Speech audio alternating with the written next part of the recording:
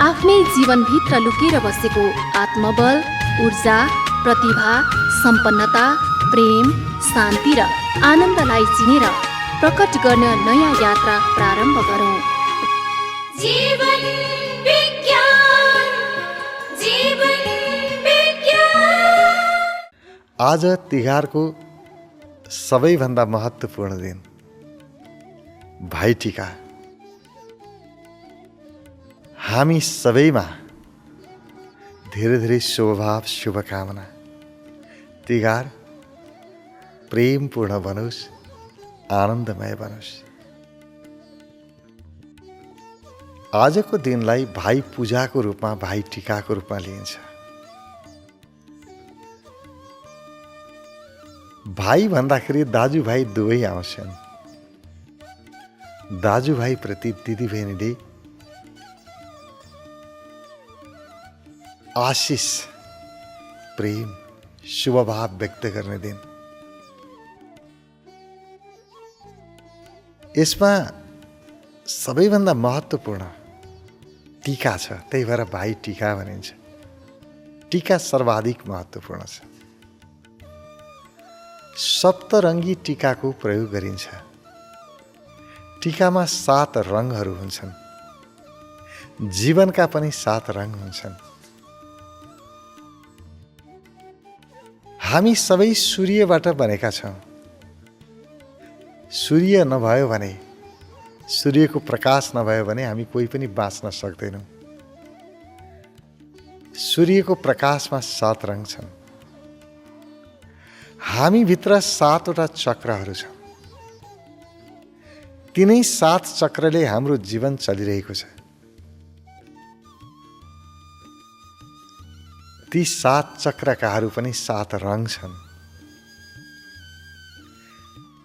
त्यसकारण यो 7 रङले व्यक्तिभित्र भएका 7 चक्रहरू सक्रिय रहन्। 7 चक्रहरू जागरुक हुन्, प्रकाशमान बनन्। यसको प्रतीकात्मक रूपमा सप्तरङ्गी टीका लगाइन्छ। 7 रङको टीका लगाउनु धेरै अर्थपूर्ण छ। र 7 रङको टीका लगाइसकेपछि त्यो रङको प्रभाव हाम्रो शरीरमा पर्छ, हाम्रो मनमा पर्छ। जे देख्यो त्यसको प्रभाव पर्छ। जे स्पर्श गर्यो त्यसको प्रभाव पर्छ। जुन गन्ध लियो त्यसको प्रभाव पर्छ। जे खायो, स्वाद लियो त्यसको पनि प्रभाव पर्छ। हामी सबै प्रभावमा बाँचेका छौँ। जब 7वटा रङ देख्छौँ त्यसको प्रभाव हाम्रा चक्रहरूमा पर्छ, हाम्रो जीवनमा पर्छ र हाम्रा चक्रहरू सक्रिय हुन सुरु गर्छन्। व्यक्ति समग्रतामा स्वस्थ बन्दछ। मूलाधार चक्र सक्रिय भयो, शरीरमा फूर्ति आएको, बल आएको अनुभव हुन्छ। स्वादिष्ठान चक्र सक्रिय भयो, रमाइलो, जता गयो त्यतै रमाइलोको अनुभव हुन्छ। मणिपुर चक्र सक्रिय भयो, आँट आएको, हिम्मत आएको जस्तो, आत्मविश्वास बढेको अनुभव हुन्छ। अनाहत चक्र सक्रिय भयो, सबैप्रति प्रेम बढेको जस्तो, प्रेमल भइएको जस्तो अनुभव हुन्छ। विशुद्धि चक्र सक्रिय भयो, स्मृति, स्मरण शक्ति बढेको जस्तो, ज्ञान बढेको जस्तो अनुभव हुन्छ। आज्ञा चक्र सक्रिय भयो, सङ्कल्प शक्ति बढेको, दृढता, अठोट बढेको अनुभव हुन्छ। सहस्रार चक्र सक्रिय भयो, आनन्द बढेको अनुभव हुन्छ।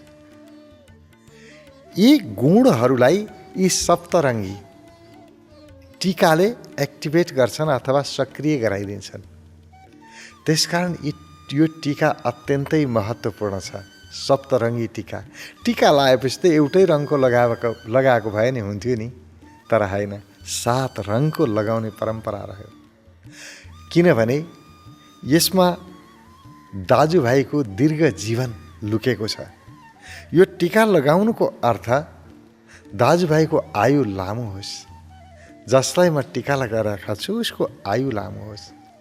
त्यही भएर मखमलीको माला मखमली फूल सुक्दैन, सुके पनि उस्तै देखिन्छ। यो नसुक्ने माला यानि कि तिम्रो जीवन नसुकोस्, मखमली जस्तै जीवन्त रहोस्। त्यसै गरी तेल, वरिपरि तेल लगाउने, तेल कहिल्यै सुक्दैन, तेल जस्तै तिम्रो जीवन नसुकोस्। जति घाममा राखे पनि तेल सुक्दैन, त्यस्तै बनोस्। कति प्यारो छ साङ्केतिक रूपमा यो पर्व दाजुभाइको लामो आयुको लागि, र जसका चक्रहरू सबल छन् त्यही व्यक्तिको आयु लामो हुन्छ। त्यसकारण यो सप्तरङ्गी टीका। यसका धेरै पक्षहरू छन्। यसको सांस्कृतिक, धार्मिक, मनोवैज्ञानिक, व्यवहारिक धेरै पक्षहरू छन्।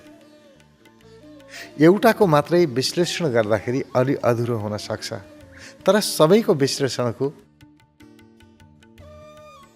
सम्भावना पनि रहँदैन, किनभने क्षेत्र अनन्त छन्, यसका आयामहरू अनन्त छन्। अब यो तिहार कस्तो बहुआयामिक छ।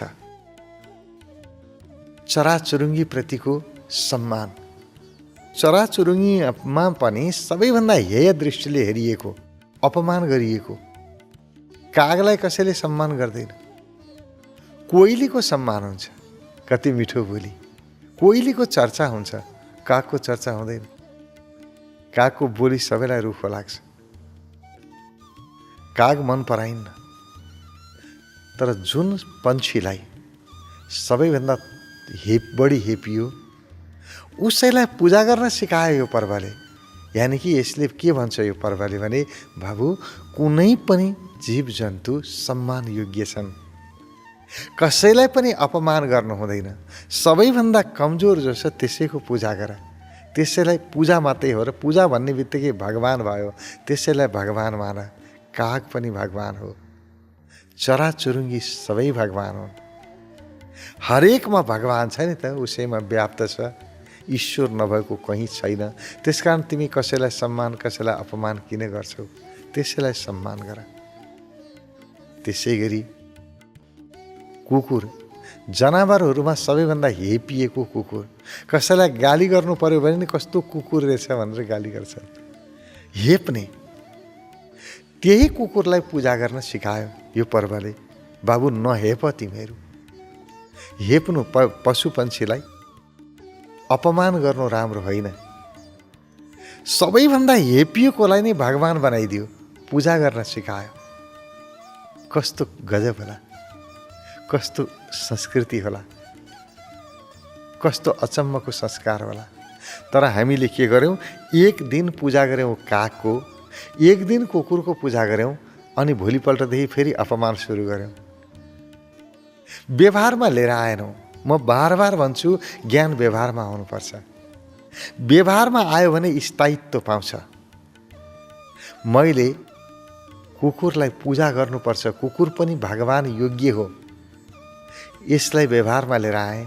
काग पनि भगवान जस्तो हो, भगवान हो, मैले पूजा गरेँ, व्यवहारमा लिएर आएँ भने त्यो सदा सदाको लागि भगवान नै बन्छ।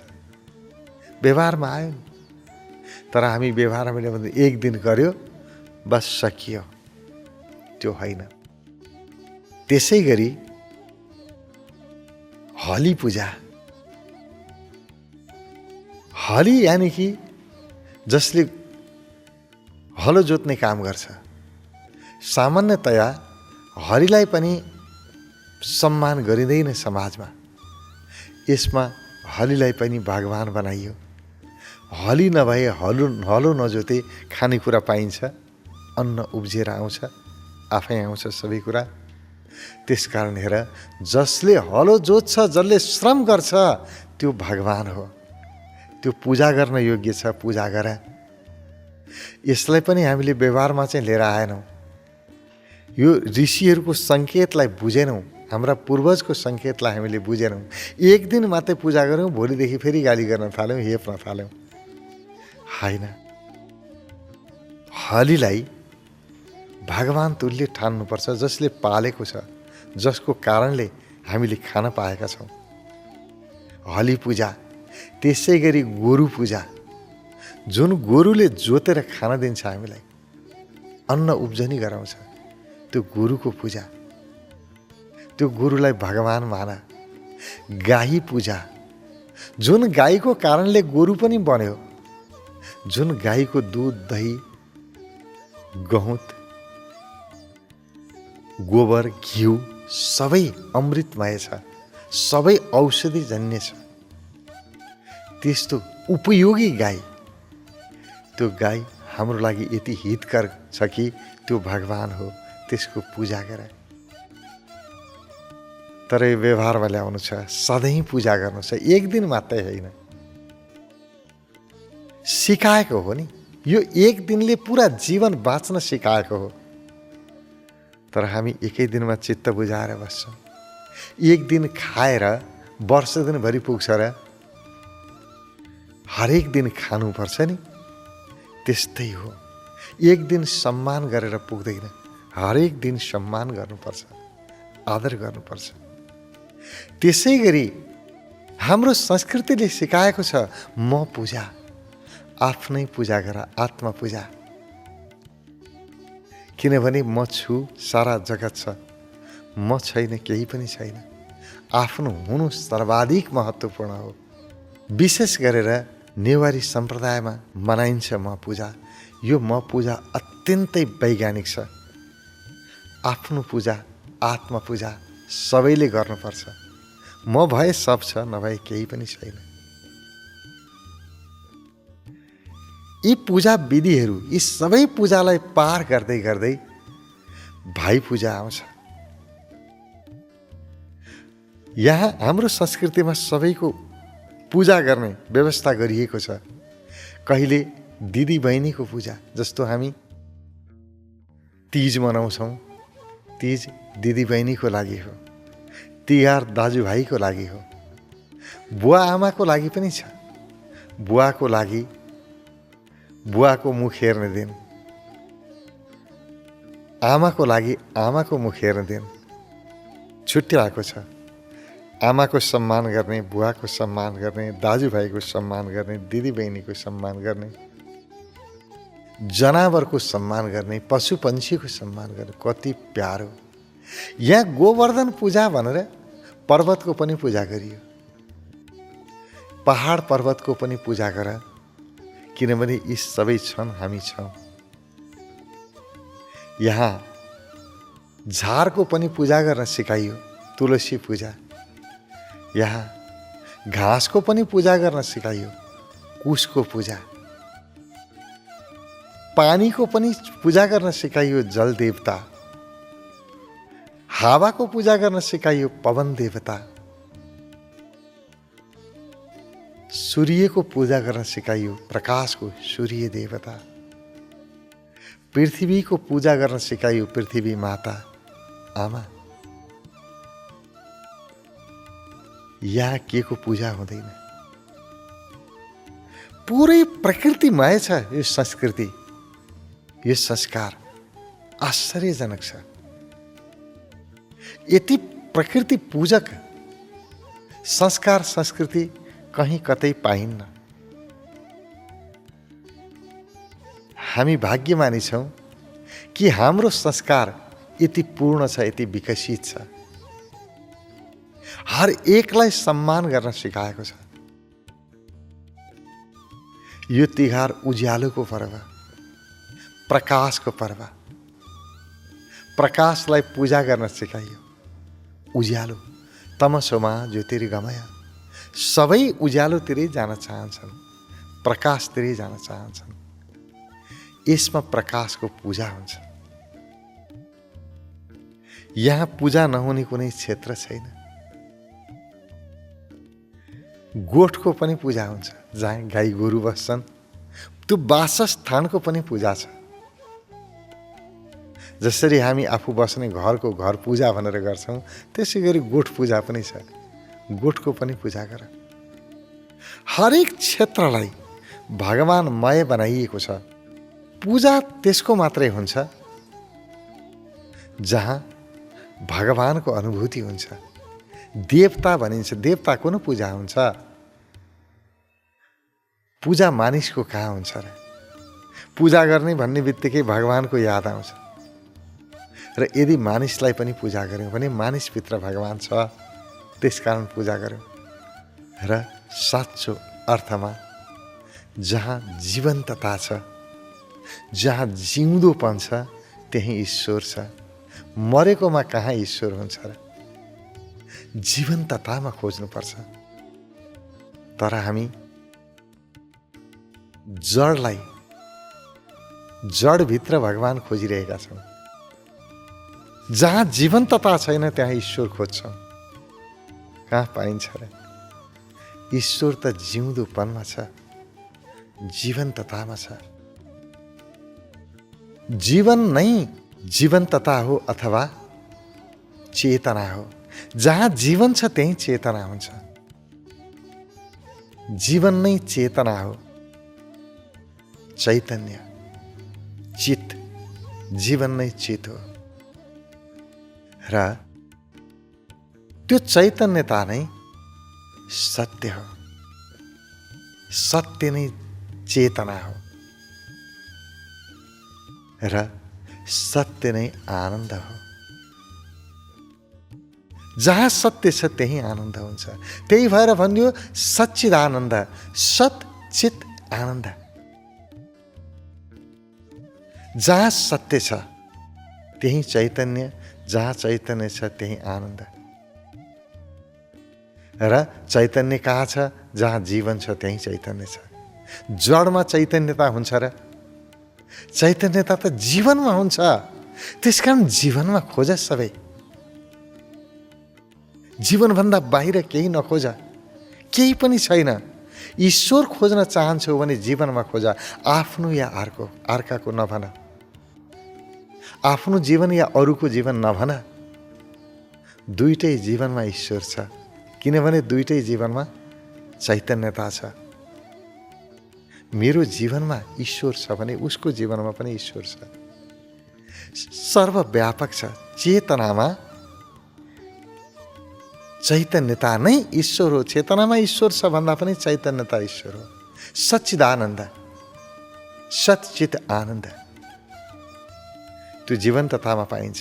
जहाँ जीवन छ त्यहाँ नै आनन्द हुन्छ। जीवन नभएको ठाउँमा आनन्द हुन्छ र? जहाँ जीवन छ त्यही सत्य छ। जडमा कहाँ सत्य खोज्नुहुन्छ? र यो जीवनलाई पूजा गर्न हाम्रो संस्कारले सिकायो, हाम्रो संस्कृतिले सिकायो। आफ्नो जीवनलाई पनि पूजा गर्न सिकायो, अरूको जीवनलाई पनि पूजा गर्न सिकायो। गाई, गोरु, काग, कुकुर, भाइ सबैलाई पूजा गर्न सिकायो। म पूजा आफैलाई पनि पूजा गर्न सिकायो। कस्तो समृद्ध संस्कृति, कति वैज्ञानिक संस्कार, संस्कृति। हर एक कुरामा रहस्य छ। कुनै पनि कुरा निरर्थक हामीलाई गर्न लगाएका छैनन् हाम्रा पूर्वजले। एउटा विषय गहकिलो छ, अर्थपूर्ण छ, जीवनदायिनी छ, जीवनको लागि छ। जे पनि छ जीवनको लागि छ, जीवनको समृद्धिको लागि छ, जीवनको सम्पन्नताको लागि छ। तर हामीले कुरा बुझेका छैनौँ। हामीले यसलाई मात्रै मनोरञ्जनको रूपमा लिएका छौँ। त्यही भएर यसको रहस्य नबुझेको कारणले एक दिन त हामी पूजा गर्छौँ, भोलिपल्टदेखि उस्ताको उस्तै हुन्छौँ। एक दिन कुकुरलाई पूजा गर्यो, कागलाई पूजा गर्यो, अर्को दिन जस्ताको तस्तै फेरि केही छैन। एक दिन भाइ पूजा, अर्को दिनदेखि जस्ताको तस्तै। एक दिन दिदीबहिनीको सम्मान सिद्धियो, एक दिन बुवाको मुख हेऱ्यो, आमाको मुख हेऱ्यो, भोलिपल्टदेखि उयो अपमान सुरु। के काम लागेर? भगवानलाई त सधैँ सम्मान गर्नु पर्यो नि। भगवानलाई एक दिन सम्मान गर्ने, अर्को दिन नगर्ने हुन्छ र? भगवानको पूजा पनि आज गर्ने, भोलि नगर्ने हुन्छ र? पूजा गरेपछि त सदा सदा पूजा चलोस्। सम्मानभन्दा ठुलो उपहार अर्को केही पनि छैन। कसैलाई पनि उपहार दिन योग्य कुनै वस्तु छ भने त्यो हो सम्मान। हरेक प्राणी, जीव, जन्तु, मानिस सबैलाई यो बहुमूल्य उपहार, सम्मानको उपहार दिन सकौँ। आजको दिनले हामीलाई यही सिकाओस्। धेरै धेरै शुभभाव, धेरै धेरै शुभकामना। जीवन विज्ञान, जीवन